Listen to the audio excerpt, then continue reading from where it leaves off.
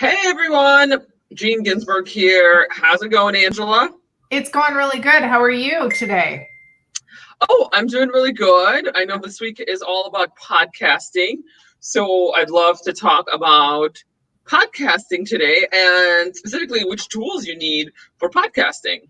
I know it's a real fun. Podcasting is fun. And I remember when I did my own podcast a while back, I don't do that particular one anymore, but the tools were certain tools. And I think today, like a few years down the road, it's a lot easier than when I did it and super, user friendly. And I'm sure, Jean, because you are like the podcast queen, you do podcasts for like ours and clients. So I'd love to hear more about the tools that you recommend. Right. So I guess before we go jump into the tools, let's talk about, again, why is podcasting important? We talked a little bit about this yesterday. Yesterday was just all about an intro to podcasting and, why is podcasting something that you should add to your suite of content. So to me, podcasting is an easy platform, and it also allows your audiences to hear your content. And it's much easier. A lot of times it's easier to engage with audio than it is with video, because with video you need undivided attention, right? Like you have to be looking at a screen. But with audio, you can put it on and download a podcast, do it while you're driving, while you're on the treadmill, whatever, walking the dog. It doesn't matter. Like you can listen to it and you don't necessarily have to be looking at something. So there's a lot of value in, consuming content in an audio format. What do you think, Angela? Well, I think so. I agree with you, like the treadmill, walking the dog, being in your car, because everything else, like even if you're in the car walking the dog, you can't like hold your phone and look at it without tripping if you're walking, right? Or you can't obviously hold your phone while you're driving. I mean, you shouldn't be. So I think the whole audio aspect is nice because it's hands-free. You can listen and do other things if you want to. Right. And there's really a lot of ways to repurpose it. I actually will talk about that maybe in another segment this week on another Facebook Live, but you don't necessarily have to create like brand new content on a podcast. So like what we do here, we actually take these Facebook Lives that are about 10, 15 minutes long, and then we make them into a podcast. All we do is we have my team, they go in and they strip out the audio and make it from a video, they make it into an audio, and then we just, we produce it. I have a video and audio editor who helps with producing it, adding an intro and things like that. So it's really easy. Like we actually haven't recorded a podcast, Angela and I, in a long time, because we actually do these Facebook Lives. We talk about a specific topic, and then we repurpose it and make that into a podcast episode. And we can talk more about repurposing in another episode, but yeah, let's jump into the tools. So back in the day when I did mine, I used Audacity, and I think some people still use that to record and, move things around, and edit it. Right. Yeah, I've heard of Audacity, and you can definitely use that. So a couple of things. I would say if the easiest thing to do if you are just doing a solo podcast, it's you and you're talking into a device, would be to use Zoom. That's really probably the easiest. You can get a free Zoom account, and you can click, record on your computer and then start recording your audio. And that's probably, and Zoom will actually spit out a couple of versions of the recording. So you'll do a video recording, and then automatically spits out an audio recording. So you don't even need to like strip out the audio. You already have an audio file. So with Zoom, it's really easy. As I mentioned earlier with this, we do a Facebook Live, and then my team goes in and strips it out. So that's one extra step. But with Zoom, it's super easy. So, I love that with the Zoom. So then tell me, what tool do you recommend as far as like actually getting it to a specific platform? Because like I know with iTunes, you have to have like some sort of like hosting, right? Yeah. So what do you recommend? Absolutely. So just wanted to kind of share there's a misconception, I think, in audiences who are not familiar with podcasting. So iTunes is not a hosting platform. iTunes is just a distributor of content. So you cannot actually host anything on iTunes. You can connect iTunes to your hosting platform, and then your podcast will appear on iTunes, which, there's a couple of steps you have to take there. But the first thing is you would need a hosting platform. So we use SoundCloud for our hosting platform, which is our digital marketing and tech for women entrepreneurs podcast, and which is basically what we do here. We strip out the audio and make it into a podcast episode. I use the same thing, SoundCloud for my clients, SoundCloud for my own personal podcast. So that is how you need a place to host the actual file and the content around it. And then you can connect your iTunes. You can also connect places like Stitcher, and I don't know, there's a bunch of other like distribution platforms for podcasts, but they're not actually hosting platforms. They're just distribution platforms like iTunes and Stitcher. I love that. I think back in the day I used Blueberry, and I think it's still around. Yeah, but from what it was pretty good. I thought it was pretty good, but you are the expert at it. And so if you say SoundCloud, go with SoundCloud. Yeah, SoundCloud is really cool. And then before you start recording, there's a few things that I would recommend. Definitely getting a podcast mic. So you can probably find those on Amazon for like $50. There doesn't have to be anything spectacular. I have a podcasting mic that I typically use, and I forgot, I think it's a Snowball Ice, I think. Something like that. I know you have a podcasting mic. You want to show them your podcasting mic? Yeah, the fluffy one. On the mic. So my air conditioner comes on when I'm making, these videos. So it's a pain in the rear. So I got this. So it really helps with the sound. Awesome. And I got this on Amazon too. It was like, under $70 for the whole setup, like with the thing and the dongle and all of that. The dongle, I will say, I had to buy separate to plug into my iPhone. Oh, okay. Yeah, so you can plug it into your iPhone. Do you record podcasts on your iPhone too? Yeah. Okay. Yeah. See, there you go. So it doesn't have to be Zoom. You can do it on your phone. And do you just do it as a voice memo, or how do you do that? I do it as a voice memo. Yes. Yep. There's also I can't remember the name of it, but there's an application. There's a few out there I know that are applications that are really good for recording onto your iPhone. Yeah. Yeah. Your iPhone. So yeah, absolutely. So you can use Zoom, you can use your iPhone to record, but make sure you do have a mic, because it makes things a lot easier and just better quality of audio. Mm-hmm.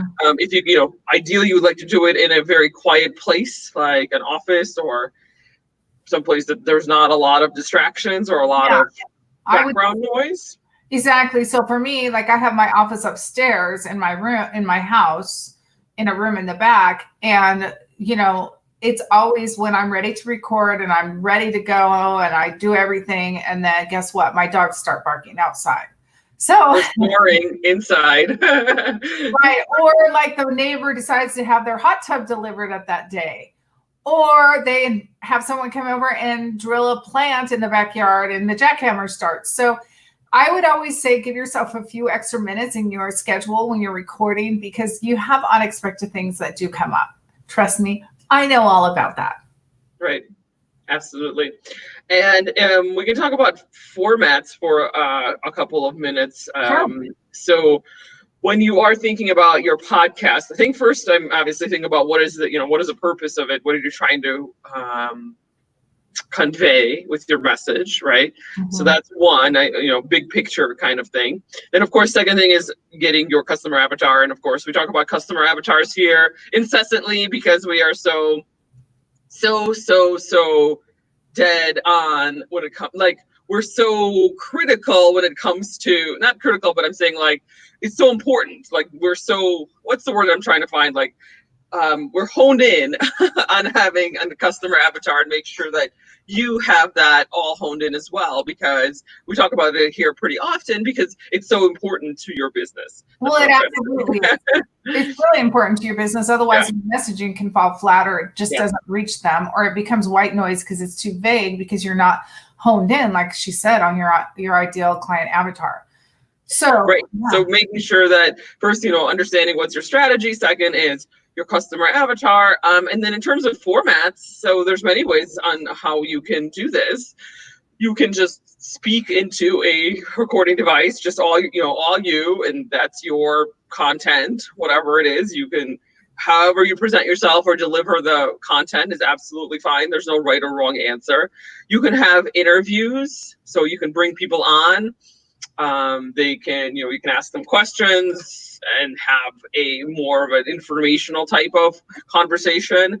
That's something, for example, Joe Rogan does. He has a lot of people, and guests on his podcast. You can have a podcast like this where it's just me and Angela talking. We typically don't have guests, but we sometimes bring in guests. But for the most part, it's just like Angela and me, and we just riff back and forth about a specific topic. Which is fun, and it's more engaging than I think a boring do this, do this, do this, do this, do this. But that's just my personality, of course. Right, absolutely. And everybody's got their about their opinion. Also, in terms of length, and I've actually gotten some feedback about that this on Instagram actually yesterday. So I took a quote out of one of my podcasts, or I don't know, one of my videos, and usually my podcasts, my personal podcasts, and also like these ones, are what I call the length of a TED Talk. They're about 10 to 15 minutes long, on average about 12 minutes long, because I feel, and again, this is my opinion, and not everybody, and I'll tell you what the comments were. My opinion is that, attention spans are short these days, and you have to get to the point quickly and succinctly. So do it in 10 to 15 minutes. Now, I got some feedback on some comments on my Instagram saying like, no, typically, this person said, hey, 35 to 45 minutes to get a real conversation going. I mean, I disagree with that, and everybody's got their own opinion, of course. I can't say, there's a right or wrong answer to having a 15-minute podcast versus a 30-minute podcast or a 45-minute podcast. Absolutely. Joe Rogan has a 2-hour podcast, so there's no right or wrong answer here. So we have a question. Lori asked, so what do you call a podcast that's video-based? A vlog? I don't know. Yeah, well, I would say a vlog. I mean, typically a podcast is only audio. Yes. You can have a vlog, which would be kind of a video podcast, right? So kind of like this, where it's a live, but it's also can be considered a vlog because it's a video blog. But yes, I would say, yeah. Let's make something up. Well, there you go. I mean, you can make anything up. I think, Lori, do you do yours live, like live streaming like we do? This is considered like live streaming, I think is what we call it. And we live stream to a variety of different platforms. Like, our Facebook community, a few Facebook pages. You can live stream to YouTube, Twitter. I mean, there's a lot of different things you can live stream to. Yeah, I would say live streaming is what we're doing. But then again, we're just repurposing the content into multiple different ways. And so we're just taking this, making it into a podcast, So there's many ways, I guess, on how you can do it. Yeah, A guest interview, absolutely. If you're live streaming, I would say yours is live streaming then. Yeah. That's awesome. Yeah, thanks for the question, Lori. Yeah, I love your question. That's awesome. It's great. It's awesome. So how many times a week do you do live streams, Lori? We do it every day, Monday through Friday. We do it every day.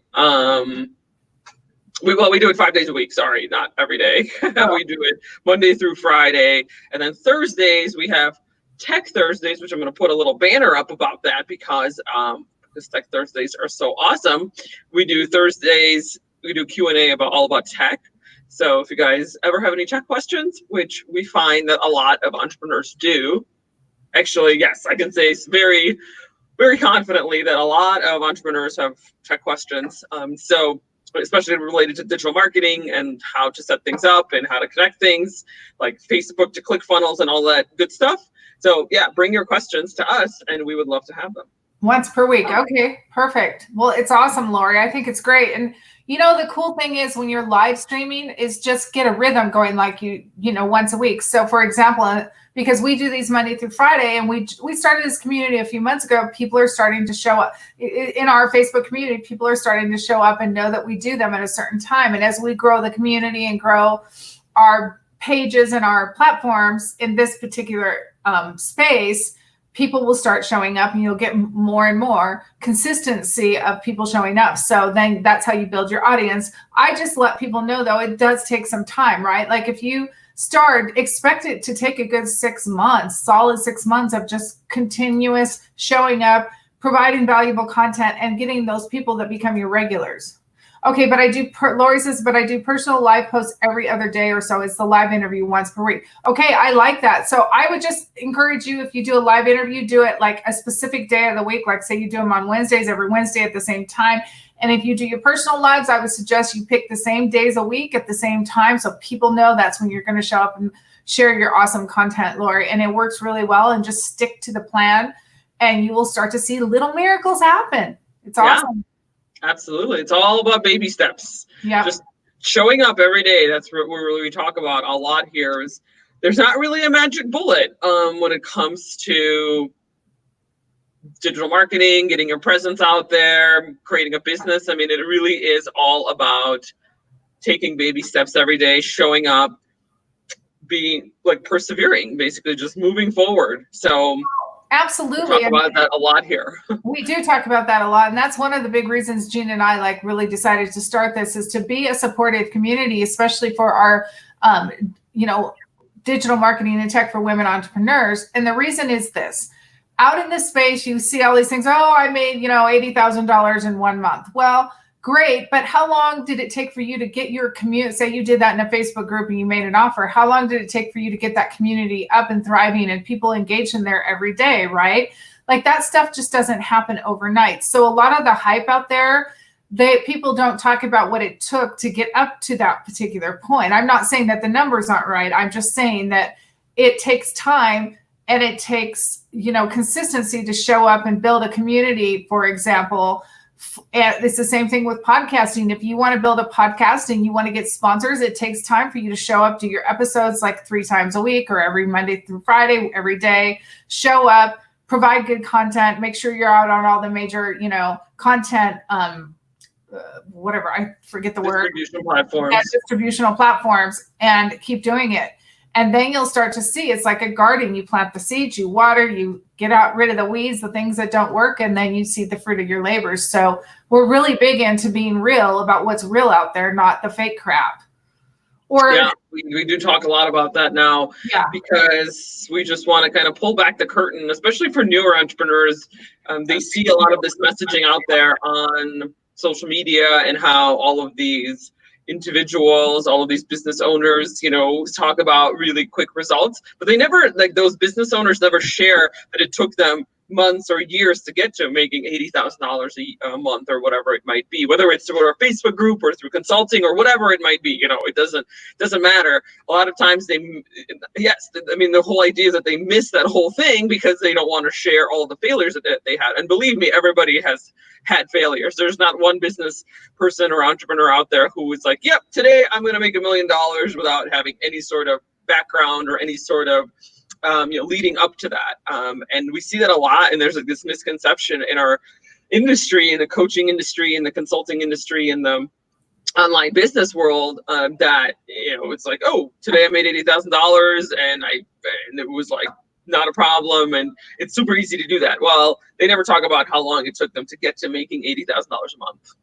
Amen, sister. Yeah. So as it relates to podcasting, our whole message is set up your podcast, get going, put together a schedule when you're going to do them, stick to the schedule, keep at it. And then you'll start to see, you'll have regular listeners. You'll start to see that if you want to continue to grow it, you can reach out and get sponsors and really grow that podcast platform. And honestly, you can become an influencer in the podcasting space. So, but just stick to it is what we're saying. And don't expect overnight miracles. And woohoo, it will happen for you. All right, team. Well, I think today was amazing. Thanks, everybody. Yeah, thanks, Angela. Thanks for your feedback always. And thank you, Lori. If you guys have any questions or comments, please feel free to add those here, or you can always message us directly. We take questions and we sometimes put them here on our Facebook Lives. So, and if you are a woman entrepreneur, we would love to have you in our group. Join our group, WEDM.group. Just punch that into your browser and it will take you to our Facebook group. So if you haven't joined, we would love to have you there, because this is a women's group all for entrepreneurs, and it's all about digital marketing and tech. Lori, this is Angela. I just saw your last question before we sign off. go ahead and make sure you're in our group. Go to wedm.group, join our group, and then post all your questions in there, and we'll come in and answer them for you. Yeah, I'm going to leave the comment here. That's the group, so you can click on that. It should be live. So, yep, we would love to have you in the group. And yeah, if you have questions, that's what we're here for. We created this community specifically for women entrepreneurs, and we just wanted to have a place for women entrepreneurs who have questions about digital marketing and tech, because we've been doing this for a very long time. Angela's been doing this for almost 20 years. I mean, that's like since the beginning of of digital marketing. I'm only 35, just so you know, right? What's that? And I'm only 35. I've been doing this. So you started, I mean, hey, there's plenty of people who started doing this when they were 15, okay? When they were 10. So yeah, we've been doing this for a very long time, and we love answering questions. So just join our group if you have any questions, or you can message us privately as well. All right, thank you. Yeah, thanks everybody. Have a great rest of the day. We'll talk to you